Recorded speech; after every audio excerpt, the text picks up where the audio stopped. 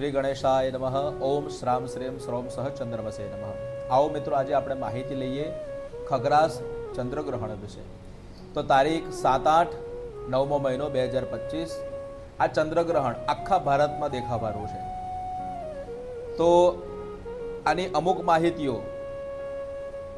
આપણને ખબર હોવી જોઈએ.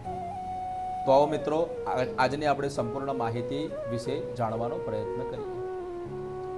તો સૌથી પ્રથમ ગ્રહણ વેદ, એની તારીખ છે 7-9-2025 બપોરના 12:37. ગ્રહણ સ્પર્શ 7-9-2025 રાત્રે 9:57. ગ્રહણ મધ્ય તારીખ 7-9-2025 રાત્રે 11:41.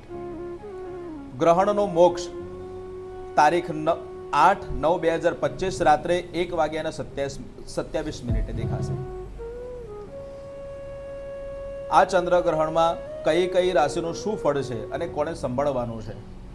તો કીધું છે મેષ, વૃષભ, કન્યા અને ધન, આનું શુભ ફળ છે આ ચંદ્રગ્રહણમાં. મિથુન, સિંહ, તુલા અને મર્ક, આનું મિશ્ર ફળ બતાવવામાં આવ્યું છે. કર્ક, વૃશ્ચિક, કુંભ અને મીન, અને શુભ ફળ કહેવામાં આવ્યું છે. આગળ આપણે માહિતી લઈએ. ગ્રહણ પરિપૂર્ણ થઈ જાય ત્યાર પછી આપણે શું કરવું? તો સૌથી પહેલું, પહેરેલા કપડા સાથે આપણે સ્નાન કરવું જોઈએ.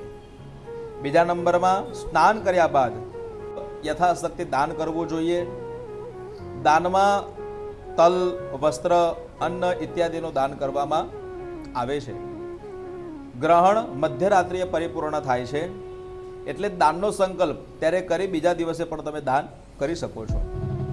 બ્રાહ્મણોએ ખાસ ધ્યાન રાખવાનું છે કે આ ગ્રહણ પરિપૂર્ણ થઈ જાય તો બીજા દિવસે યજ્ઞોપવિત નૂતન ધારણ કરવી. વૈષ્ણવોએ કંઠેને દીક્ષા લીધી હોય તો તુલસી માળા પણ એમને બીજે દિવસ બદલવી જોઈએ.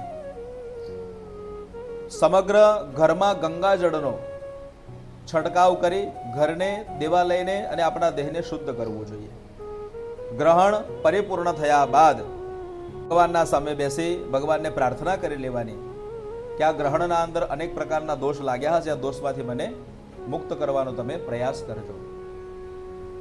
જ્યારે આ ગ્રહણ પ્રારંભ થાય ત્યારે ભગવાનના જપ, ભગવાનનું ચિંતન, ભગવાનનું ભજન, ભગવાનનું કીર્તન ઇત્યાદિ આપણે કરવું જોઈએ. જય શ્રી કૃષ્ણ.